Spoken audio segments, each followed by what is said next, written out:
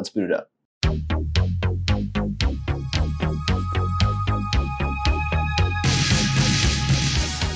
Okay, and welcome back, everyone. As always, I'm Matt. I'm Drew. And this is our first episode of Reboot Review. This is going to be a new spin-off series in between seasons of the Back Again podcast, where we pick 4 movies or 3 movies that have been rebooted from the past. And since we are in October right now, we are going to be doing some interesting Halloween horror-themed reboots. And today, we are going to start this off with the reboot to the 1988 Child's Play, and we will be doing the 2019 Child's Play. So in addition to this new series, we'll also be asking some altered questions as well to kind of decide whether or not this reboot was necessary or not. So without saying any more and kind of jumping into the episode, let's go ahead and start this breakdown/review. So Child's Play comes out in 2019. It's directed by Lars Klevberg. It's written by Tim Burton Smith, and it's starring Gabriel Bateman, Aubrey Plaza, Brian Tyree Henry, and Mark Hamill as Chucky. The budget for this movie was $10 million, and the box office was $44.9 million. Child's Play is about a hacked artificial intelligent toy doll named Buddy, who begins to kill local citizens in order to protect his owner, a teenage boy named Andy. So some things I want to talk about right off the bat with this movie, and we'll kind of, adapt as we go along. But with the 2019 Child's Play, in regards to Chucky the doll, in the 1988 version, the dolls were called the good guys, and in the 2019, they're called Buddy. And we really focus on, at least to start this movie, a disgruntled employee at a factory making these Buddy dolls. And he's got a bad boss, he is suicidal, he's very depressed. And before he commits suicide by jumping off of a building, he's going to take one of the Buddy dolls and kind of add in some hacking. What does he do to the doll? He takes down all the security measures. So he takes the safeguards. Yeah, the safeguards. Okay, which in my opinion is still a little vague, right? So it's like he's taking down the safeguards, but we don't really know what the guards of the doll. Well, when I was watching this, it was very interesting the way they were portraying all this information, because they were essentially suggesting that this artificial intelligence is innately built with either free will or a disposition for violence, and that they need to install all of these things when they're going through each of the dolls to counteract that, to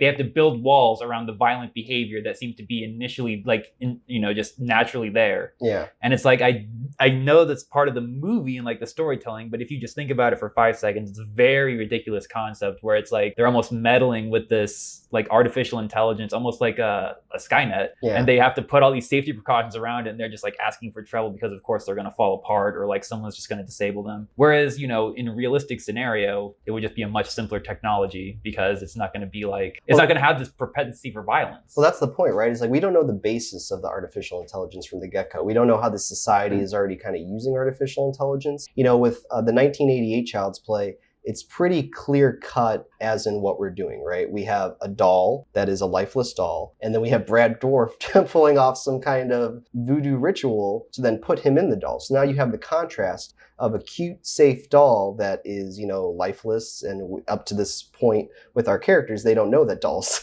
can even be existent. So it's a crazy kind of concept to them. But that's where the fun and the contrast comes in, because we do have, a really crazy kind of situation. So we kind of understand that basis right off the bat. But with this one, the 2019 version, we don't even know what these dolls are or what this kind of intelligence is. So him altering it is kind of a big jump, because it's well, what does the intelligence look like right now as far as what's in people's homes, and also what are they accustomed to, and how are we going to kind of contrast that going forward? Well, I think it's very reliant on everyone just knowing what Alexa or some equivalent of that is, and it's essentially, I think that's what it is. It's presented, I think the information is presented as artificial intelligence as of now is essentially at Alexa level, and then the Buddy is what's able to elevate it to Skynet type of levels. Yeah. I never understood why people in this society are reliant on this specific type of artificial intelligence, because I understand the Alexa angle or the Hey Google kind of angle, but that's very different from another piece of artificial intelligence that walks around your house, that records and scans the eyes of your child, that controls kind of every device, not in a way where it's kind of one thing that's taking place, turn on the lights and we turn off the lights, but it's doing very intricate kind of intelligence to where it's controlling kind of everything.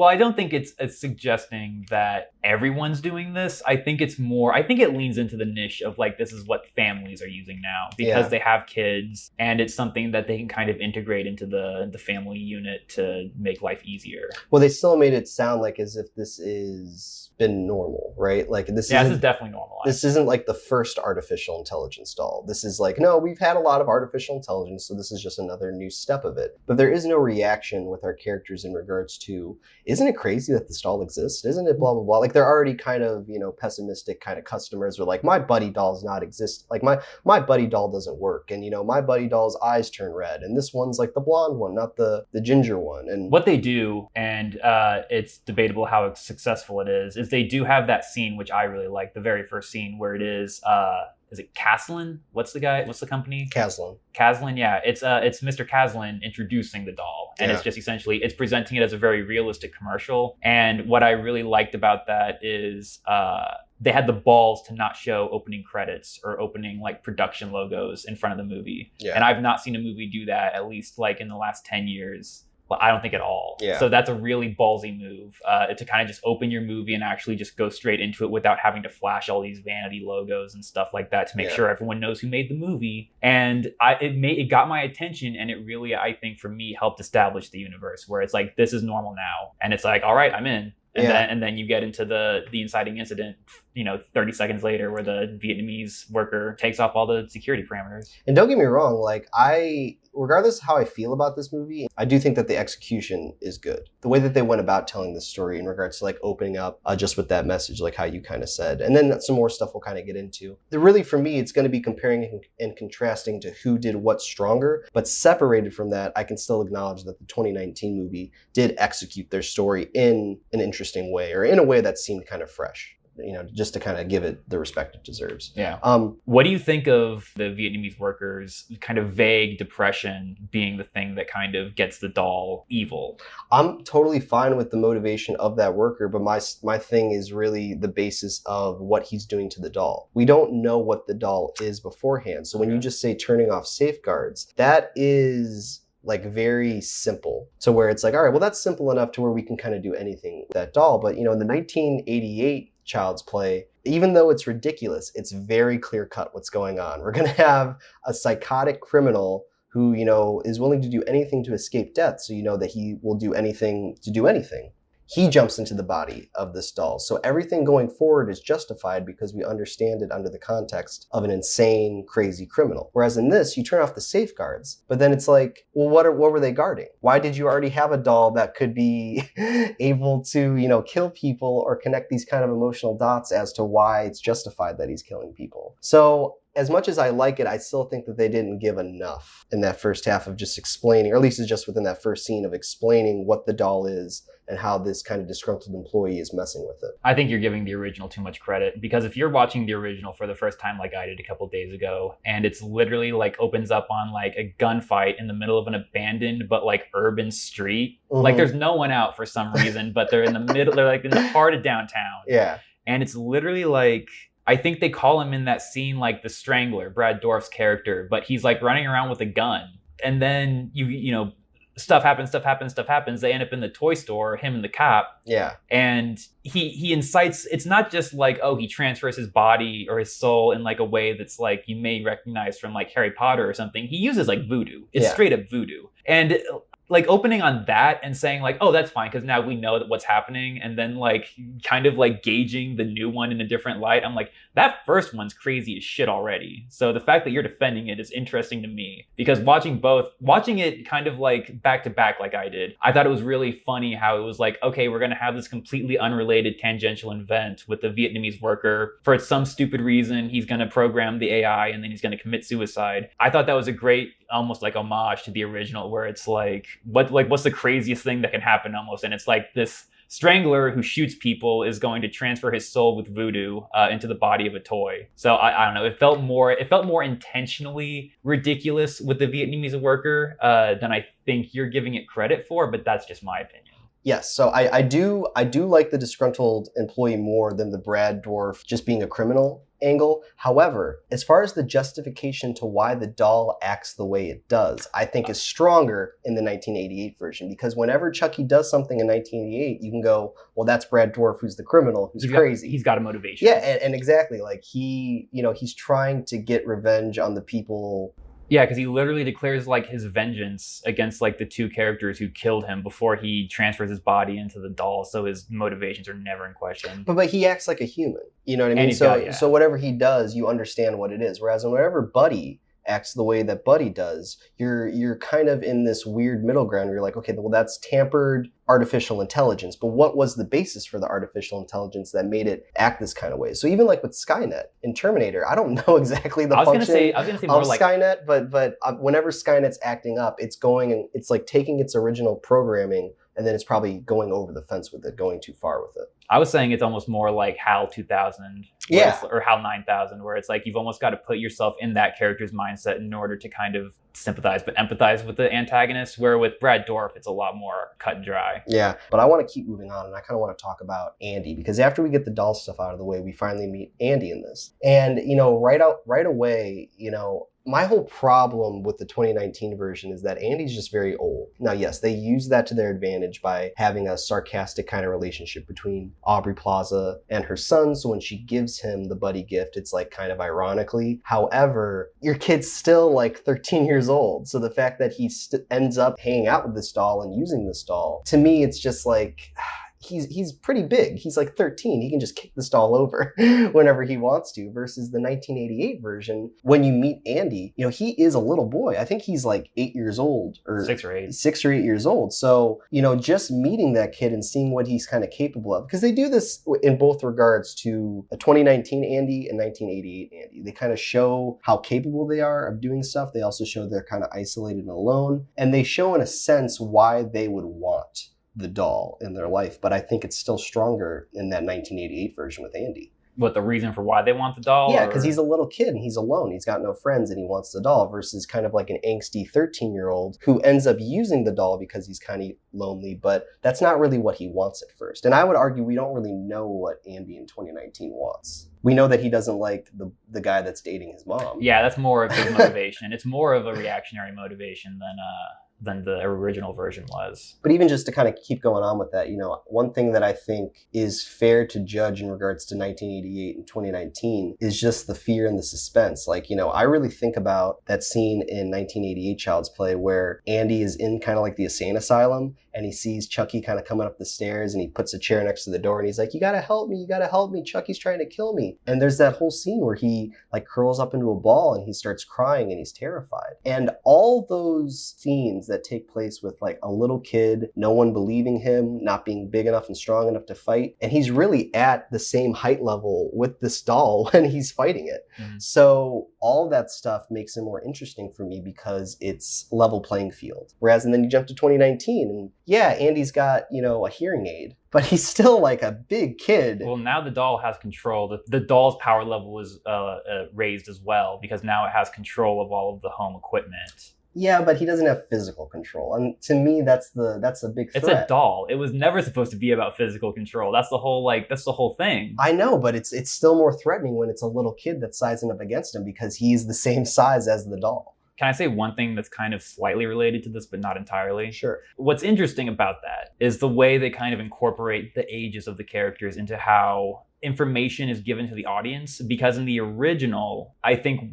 part of not the reason he's a child, but it's not necessarily the reason he's so young. But there's this whole thing where no one believes that the doll is talking to him, and we never see the doll talking to him because it's always like whispering to him or talking to him off screen. And then I guess it is to the audience, because then there's at least, like we saw in the first scene, like physically the body getting transferred. But I think there's still maybe some doubt that this is actually that doll or something. I don't know. But there is just that level of like separation between having the younger kid who maybe is going going through like trauma, and then the doll, can it speak to him or not? Whereas in the rebooted version with the older kid, it's never a question of is the doll talking to him, because the doll's always talking to him because it is it's like programmed programmed to. And then even with like the glitches are a thing that his mother, Aubrey Plaza, knows about, and it's a thing that all the characters know about. So it's not necessarily an issue of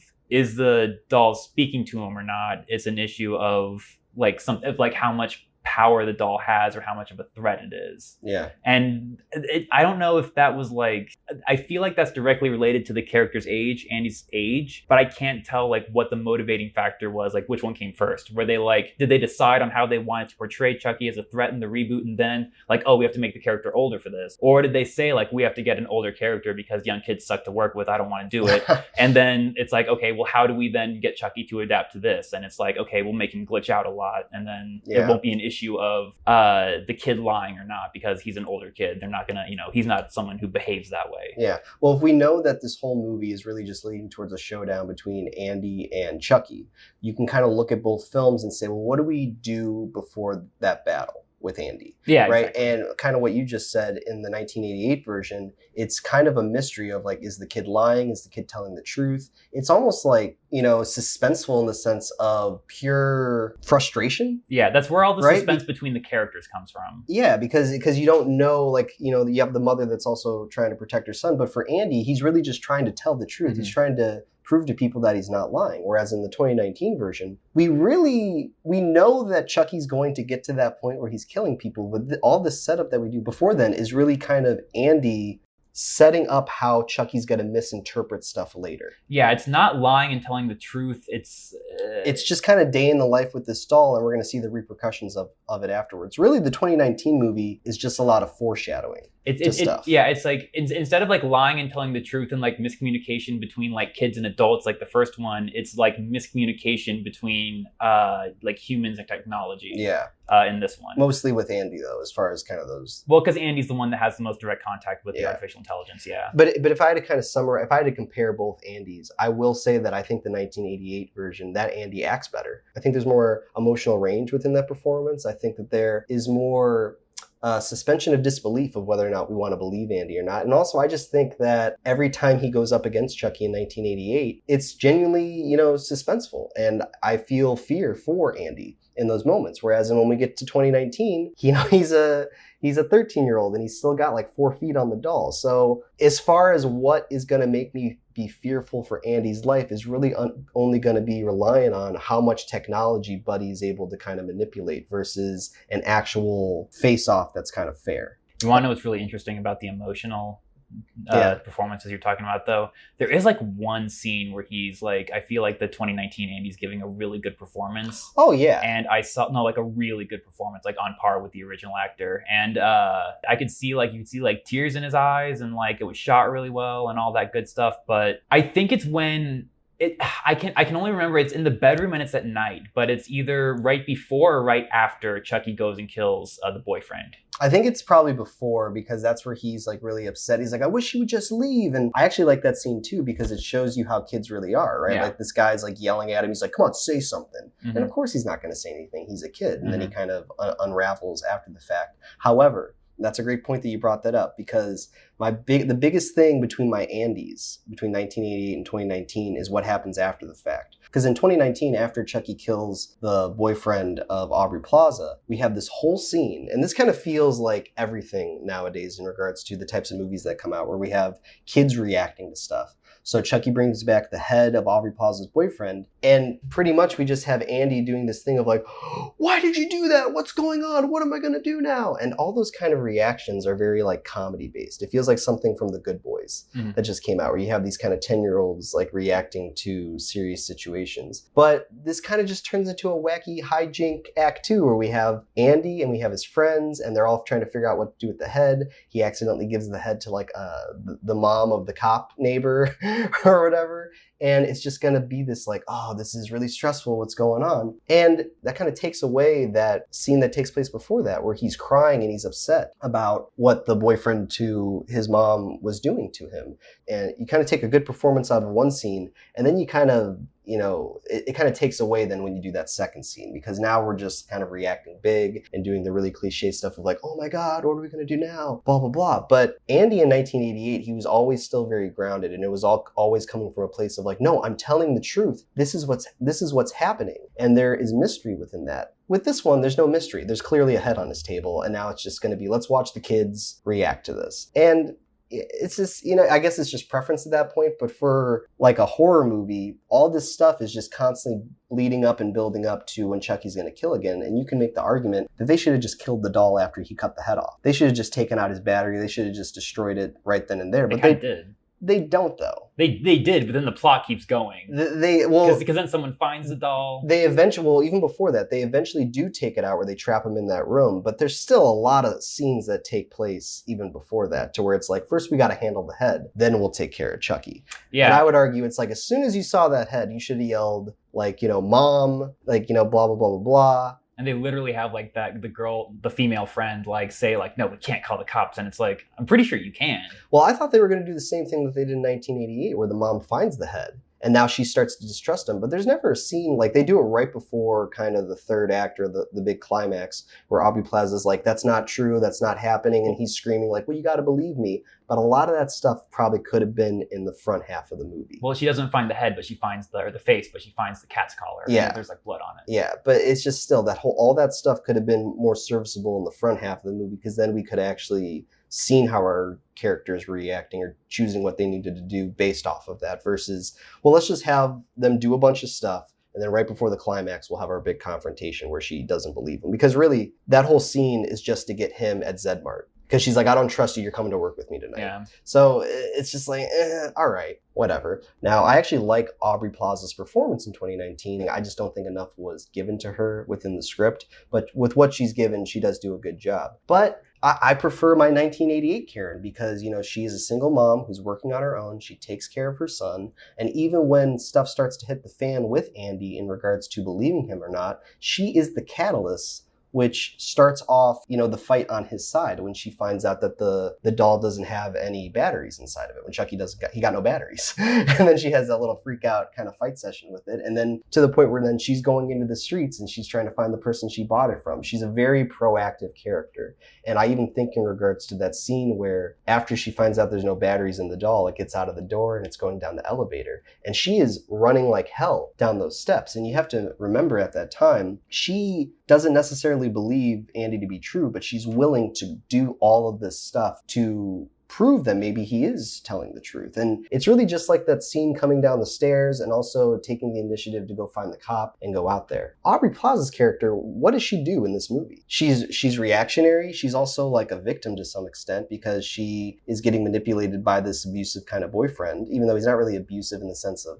harmful as he is maybe just like mentally manipulative. But she really is just there to do what? Like, I'm asking, like, what is Karen's character in 2019 give to the plot? Besides literally spacing out in the first act and then buying the doll sarcastically for her son. Whereas in 1988, she buys the doll for her son because she already gave him a big present and he thought it was going to be a good guy doll, and it wasn't. And the disappointment on his face is what really motivates her to make this back alley deal to get the toys. The doll's free. She's not paying for it. That's why she gets it. Yeah. It's because it's free. Okay, so she has one scene where she does something kind of clever to get the doll, but like we said, Andy really doesn't even want that doll. I agree. I mean, all she does is she gets the doll in the first act for free, so it's not much, effort on her part. She is with the boyfriend, which is a source of the drama for the second act. And then she gets kidnapped at the end. Yeah.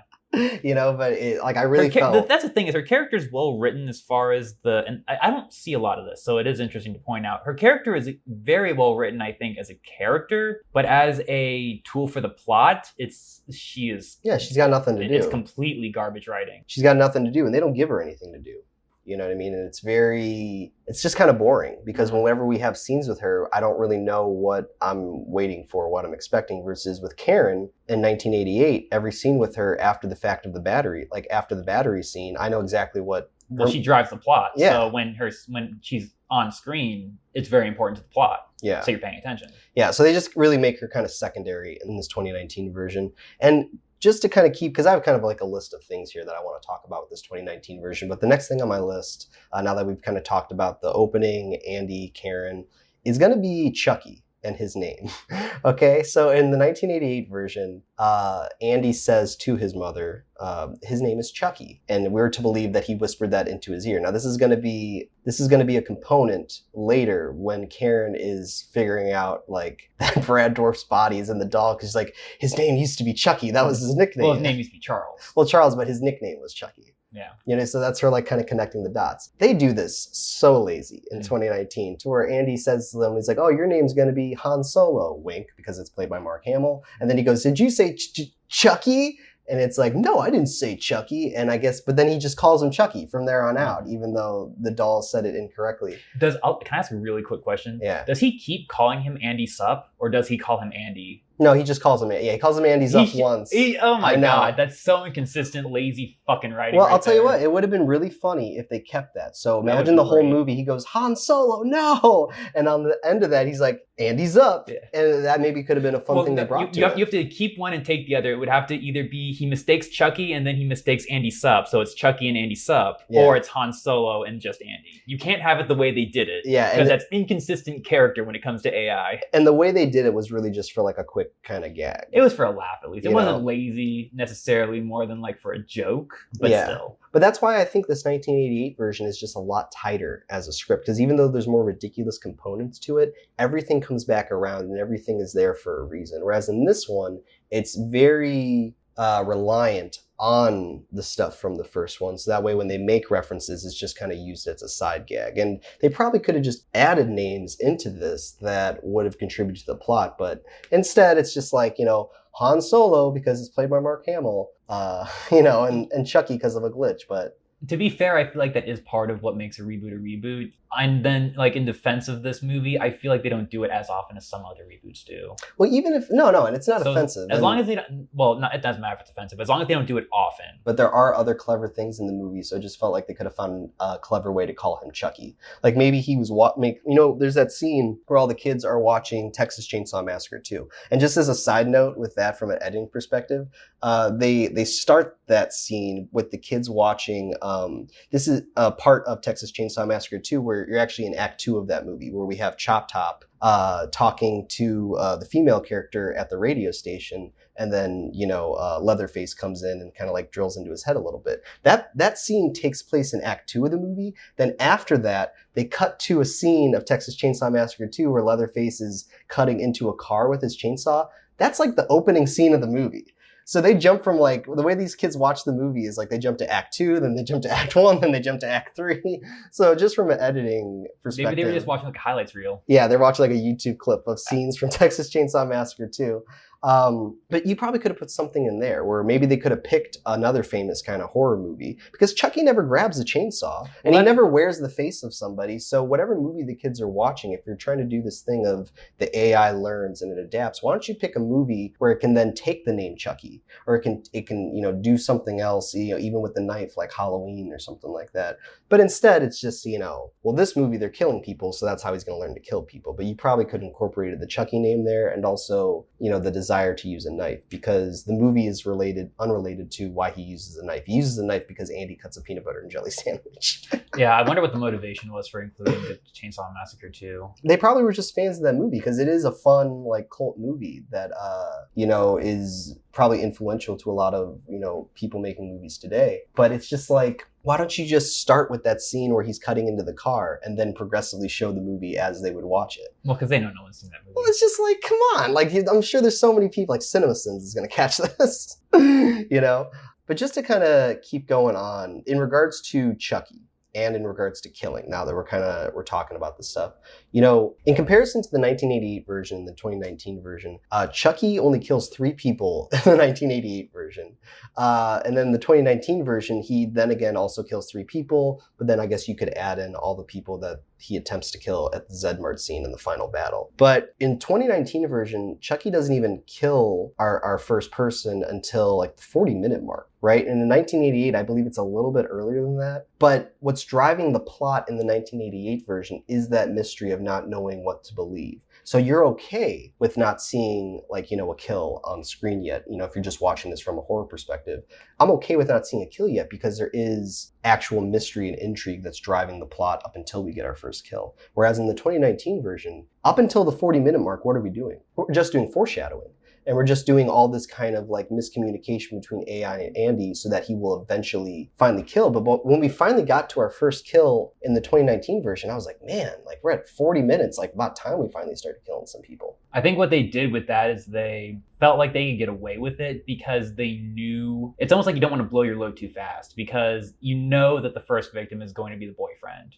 The female co-worker character has not been established, so there's no way that she's going to be the first victim. And this is the only other person except for the cop that we've really seen who has any screen time. He's like the perfect candidate for the first, like, it's going to be him. Mm-hmm. So I felt like it's either like, okay, they can blow their load right out the gate and then just try to keep the audience guessing from then on out, or they can just milk that as much as they can and just, first they're going to scare him and then they're going to play him up as a bad guy. They're going to give him his backstory where he actually has his own family and then they're going to kill him. And I don't really have as strong an opinion on it. I'm more indifferent about it. But I just thought it was boring. I could definitely see their motivation being, you didn't see any tension. Well, their motivation would definitely be like they're trying to get more tension on like waiting for the kill than doing it. You didn't think there was any tension in waiting for that kill? Well, it's clear that it's going to be the first. Oh yeah, and the boyfriend, I guess, was so generic and cliche. It would have been interesting to see a different level of why Andy doesn't like this guy, but instead he just doesn't like him because he's an obvious jerk.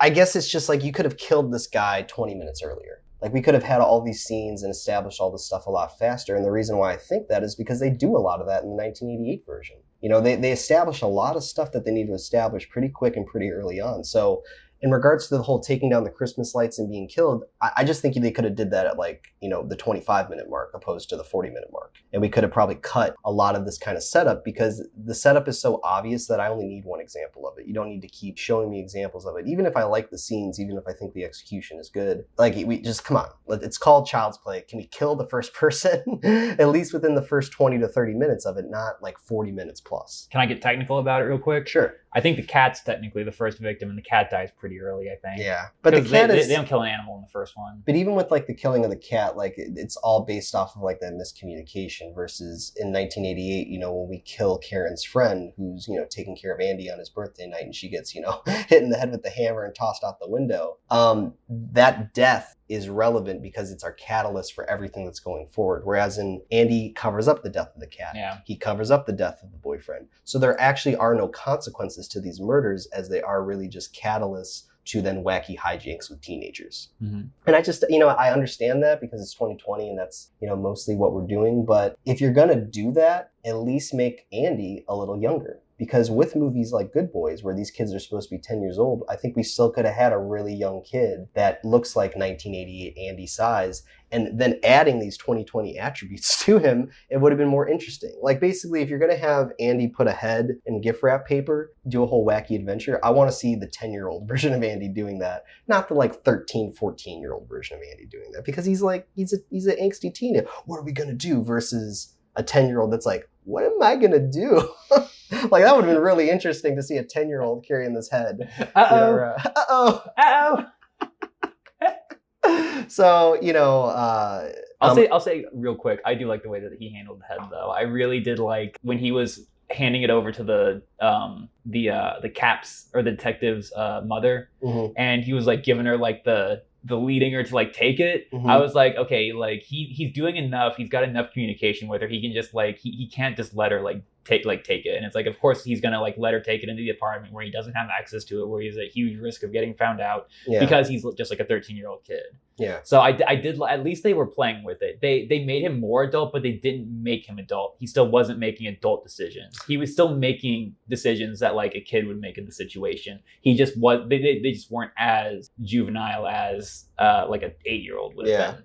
Well, they use his cleverness when they need him to be clever. That's kind of why I think they did it, was because it's just going to be so much easier if we make him a teenager, because then we can have him making rational decisions when the plot needs him to. And then, the producer's just like, yep, Check it. See, for me, I guess it comes down to, when they are at Zedmart in the kind of final battle and he kind of leaves the doors sliding down and his friends are on the other side. And, he grabs a big axe and then he puts a thing around his neck, like a little lawn clipper thing. I don't know. And he's like, all right, let's play. And then he heads out. I compare that directly with Andy in 1988. Being in that medical room when he's trying to hide from Chucky and he just sees a scalpel on the ground and he grabs the scalpel. And that, and like I said, once again, it's 2020. So I understand why we're going to have these that's your trailer shot in 2019. Let's play.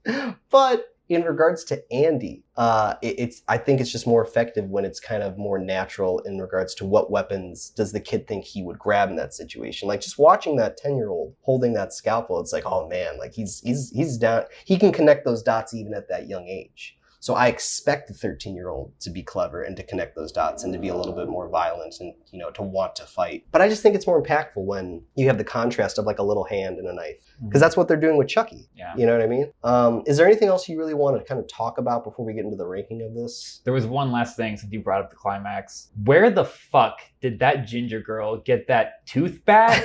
Or whatever the fuck it was. And it was like gas operated. And I swear that there is an identical weapon in an episode of Futurama where it's literally a fencing sword with a chainsaw blade on the end. And it operates the exact same way. And I don't know, did that not throw you for a loop? I was I couldn't take any shot seriously when that weapon was in frame. Because it was also practical. It wasn't a crazy prop that she was using and just hitting him with. It was working and it was tearing shit up. Yeah, it seems like she made it beforehand. Did she make it beforehand? Was it in Zedmart? Well, what is the story behind the sword? I'll tell you what, I'll add to that. There's a moment in that battle also where Andy's handcuffed to the thing. And whatever device she has, she kind of hits it. Well, and she breaks it loose. Hand axe or whatever. Well, I thought that they were going to use that moment as a joke to where she goes to do it and it just doesn't work. Maybe the axe breaks. That would have been great. And they'd be like, oh, I thought that's what they do in the movies. Yeah. But instead, we're in the final battle, so all the kids are kind of badass. We gotta keep moving. We gotta free them up. Maybe they could have added a joke. He's like, where did you get that bat? Almost like Anchorman. Where'd you get a hand grenade brick? She's like, don't worry about it. So we don't have to say anymore. I think we can kind of get into the ranking of this. So as you know, this is a new kind of show for us. It's still in the world of the sequel verses, but it's a reboot. So we're going to alter the questions a little bit. So we're still going to ask 3 questions that's going to lead to an ultimate vote. But the first question on this new reboot review episode is going to be, does it work as a reboot? And Drew, can you tell us maybe how we are kind of judging this? What makes a reboot work? The big thing for me personally is the loyalty to the source material, but things that we are also taking into account are anything new or interesting that it does add, as long as it doesn't detract in any way. And just if the title or the remake can fit in the universe or the reboot verse or whatever you want to call it of the original that it is borrowing from. Yeah, basically, if this movie, if Child's Play comes out in 1988, did they find a way to make it fit in 2020? Exactly. Now that's one kind of subsection of that question, but with all those things considered. So I don't know. Do you want to start or do you want me to start? You can start. So I guess I'll say this. I do not think it works as a reboot. And the reason why I don't think it works as a reboot is because the thing that makes Child's Play interesting is this doll killing people. And in regards to their justification to why 2019 Chucky kills people, I thought was a little weak. I thought it was very reliant on this opening scene of, well, artificial intelligence exists, so we're going to have one disgruntled employee kind of turn off the safeguards, and then that's what's going to, enforce Chucky to kill people. But I just never thought it was strong enough understanding why Chucky was killing people. I understand his relationship with Andy. I understand that he wants to protect Andy, but I don't understand the artificial intelligence emotional connection to the owner or to whatever person that it's involved with. So if you strip away that, then we just kind of look at the plot of it. And regardless of how I feel about the plot and the execution and the characters, just on that own, you're presenting me 2019 Child's Play. I'm going to ask, why is Chucky killing people? And their answer to that, although I thought it was interesting and did fit in with the 2020 time, I still thought it was a little weak, and it was also very reliant on the audience being like, well, you understand. It's AI. You get it. So it's just a little weak for me. So that's the only reason why I'm going to go a little bit more down, and I'm going to give it an X. It does not work as a reboot. If this question was, is this movie timeless? Then I would answer no, and I would give the same reason that you did. But the question is, does it work as a reboot? And I'm going to say, yes, it does. Just to kind of go back off our check marks, because I am looking at the list right now, I do think it's loyal to the source material. I do like all the little nods. I do like the disgruntled Vietnamese worker being the insider instead of the strangler with the pistol or the six shooter, because it is equally ridiculous. And I felt like they were consciously leaning into it. It wasn't camp. It wasn't like unintentional. I think it was a very conscious decision to do something like that, especially the way it's shot and the way the suicide itself is shot, with the guy coming out and like asking for a light and then the body just falls. It made me laugh. So, and I feel like that kind of tone and that kind of like cynical humor is very key to the first one. So it definitely is loyal to the tone of the first one, if nothing else. The new stuff that it adds for this, I'm just going to focus on the AI angle and the cloud and all of the technology versus man, the Skynet angle, if you want to call it that. I like that. It is a element that is very important to, or I think becoming very important to, not toys, but children's products, because children's products are becoming more technically advanced and they're becoming more oriented around the home and security and safety and stuff like that.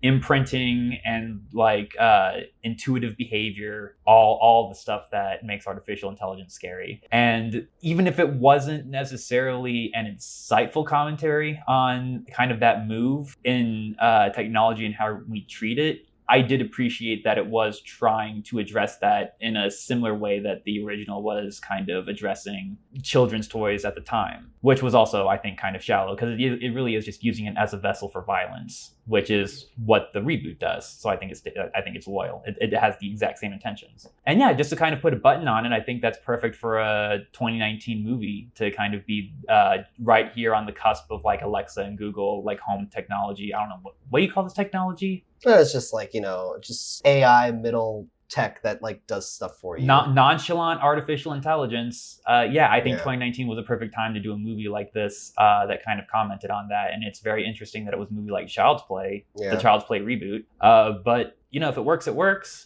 It didn't pass with flying colors, but it is definitely a successful reboot as far as I'm concerned. Yeah, and just to be clear, based off of kind of how you said it, because I like it how you kind of took those kind of bullet points to what makes a reboot.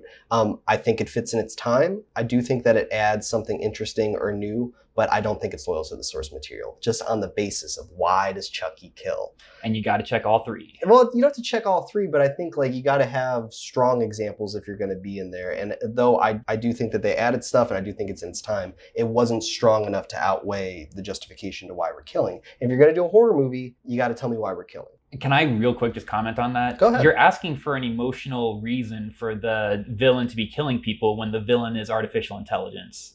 But they're trying to play with that because they're trying to say the artificial intelligence is now becoming emotional. But you're not explaining why. Are they? Yeah, because literally... Is it becoming emotional, or is it misinterpreting the stimulus around it? Regardless if it's misinterpreting the emotion, it's still trying to experience emotion. That's why it's like, you're not going to take my best friend away from me. And, but Andy, I'm your friend. And, all that kind of stuff. And he sings the song. Yeah, I love that song.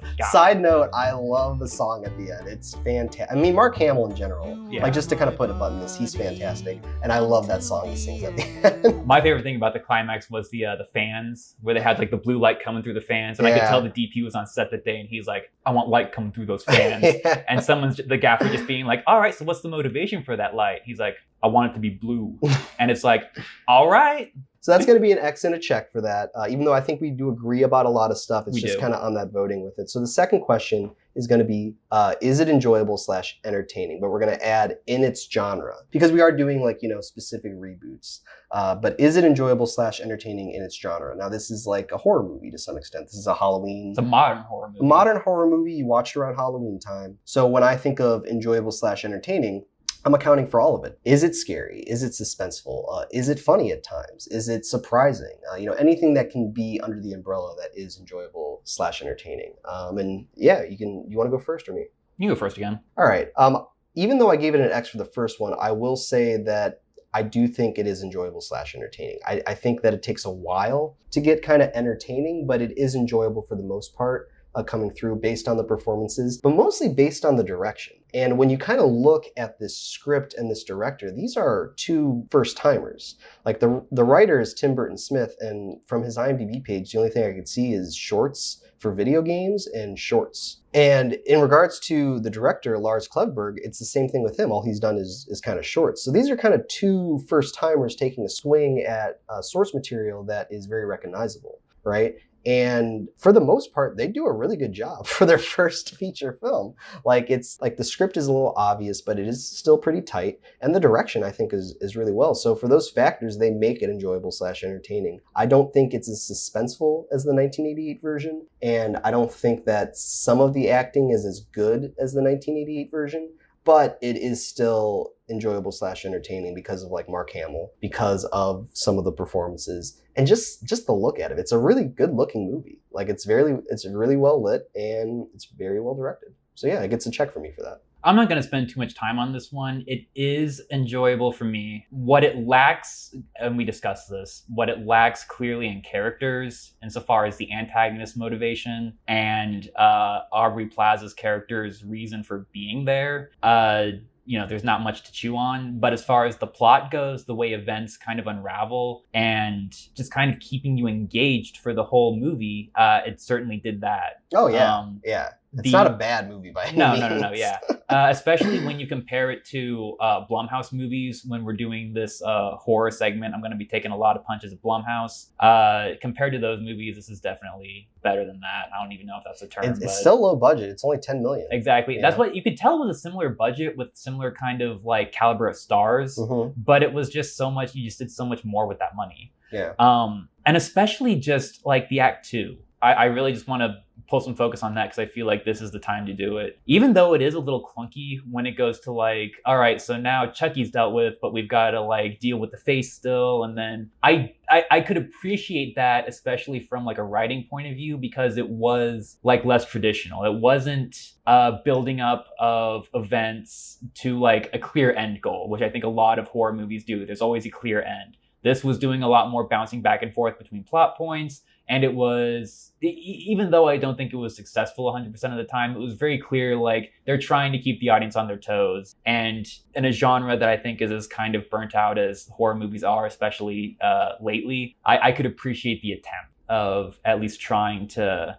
do something different insofar as the plot of the second act. But it's going to get a check for you, right? Definitely. All right, so that's going to be 2 checks for that. So the third question, which is going to be a kind of new, different take on this question, is going to be, does it stand on its own? When we're talking about reboots, obviously you have to consider the original source material. But if you could pretend that first one, like so for the case of Child's Play, if we could pretend that the 1988 version didn't exist and that this was an original movie coming out in 2019, does it stand on its own?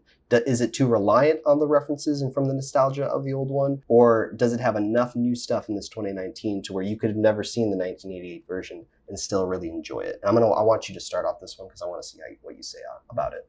I think it does stand on its own for the reasons that we've kind of stated, for the fact that it takes a good concept. I mean, Child's Play is an idea that I think deserved a reboot.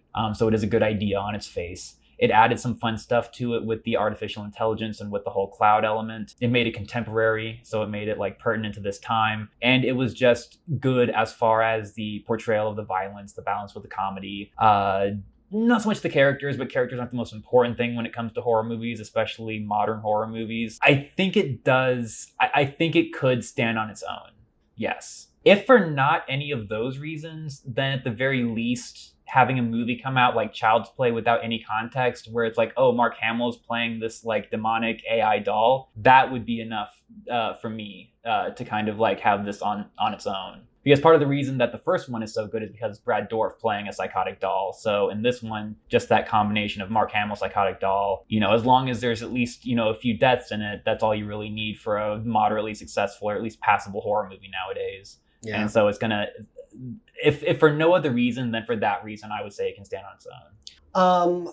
I agree with that. And I do think that there's a lot of things with this movie that does make it stand on its own. However, I do think that they are still very reliant on the Chucky nostalgia. As soon as you start this movie, you're just waiting for Chucky to kill something. Whereas I don't know if there's enough mystery into when he's going to kill something or why he's going to kill something. I think that was something that could establish stronger within the first opening scenes in regards to the artificial intelligence and how this disgruntled employee is messing with the artificial intelligence.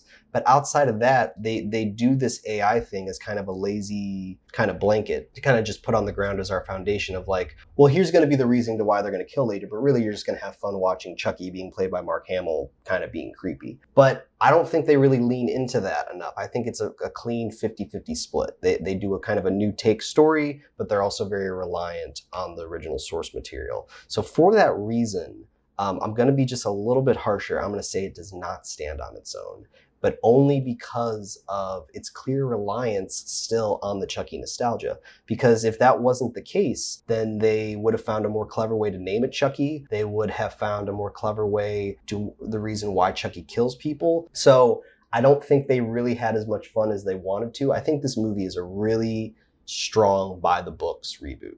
So for that, I don't think it stands on its own. So now to kind of jump into our final vote question. We obviously always do, is it worth going back ... again? But since this is the reboot series that we're doing in between seasons, we thought we'd switch up the question as well. So our final question after our voting will be, is it worth bringing back? And if you're doing that math at home, that's going to be 4 checks, 2 X's. So it actually is going to get 1 giant check mark of worth bringing back. And I think it's been an interesting way to kind of start off. But just to start it off, yeah, we got a check to start the little mini season here. This is definitely a very interesting one for me because I remember as it was a recent release, I saw it, trailers for it and whatnot, and I was like, I couldn't believe it because I was just like rolling my eyes. It was so gimmicky. It just seemed like such an obvious reboot and such an obvious cash grab.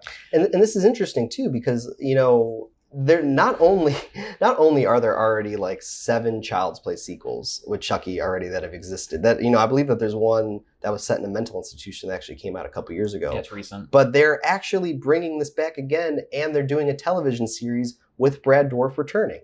So it draws the question, why did they reboot this when they're continuing it still? They're turning it into a television show for Sci-Fi and USA. Well, because they can just keep making more money off of it. That's an easy question. Yeah, but it just feels so separate. It feels like it's so obvious that the people that dealt with the original and then all those sequels after the fact had nothing to do with this reboot. So does it just come down to rights to whereas in this studio had the rights to Child's Play, so they're going to do their spin on it? I don't know, honestly. Because for me, that's the reason why it doesn't stand on its own. They're not done with this franchise. They're going to continue it. And Brad Dourif is gonna, come back and do the voice in this new show. They're kind of almost doing what they did with Ash versus Evil Dead. Mm-hmm. You know what I mean? Yeah. So it did seem like a very obvious cash grab. But when we actually sat down and watched it, or at least when I honestly sat down and watched it, yeah, I could appreciate a lot of the homages that they were doing. I couldn't really appreciate the character writing, but everything else was firing pretty well. So as always, guys, thanks for listening. Make sure you like, subscribe, that you comment below. Make sure you check out our first season of the Back Again podcast. And tell us what you think of this episode, of our first episode of Reboot Review. What do you think of Child's Play? And outside of that, I think just we'll see you next week for the next Halloween-style horror reboot that we're going to be doing for the span of October right now. But you got anything else to add, Drew? Happy October. Jeez. All right, everyone. We'll see you next week.